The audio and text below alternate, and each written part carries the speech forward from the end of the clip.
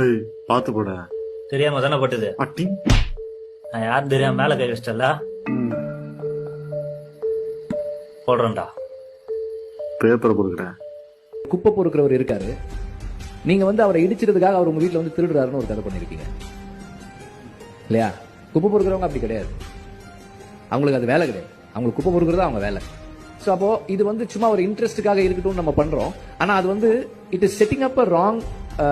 In case நீங்க இந்த கதையை சரியா பண்ணிருந்தீங்கன்னு வைங்களேன், நாளைக்கு நான் ரோட்ல போகும்போது ஒரு குப்பை பொறுக்கிறவரை பார்த்தேன்னா அவர் வந்து என் வீட்டில் திருடி வரணும்னு எனக்கு தோணும்.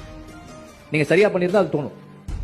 ஸோ அப்போ நமக்கான ரெஸ்பான்சிபிலிட்டி இருக்குல்ல, ஃபில்ம் மேக்கர்ஸ் கொஞ்சம் கவனமாகவும் சென்சிபிளாகவும் நம்ம ரெஸ்பான்சிபிளாகவும் ஒர்க் பண்றது ரொம்ப அவசியமானது.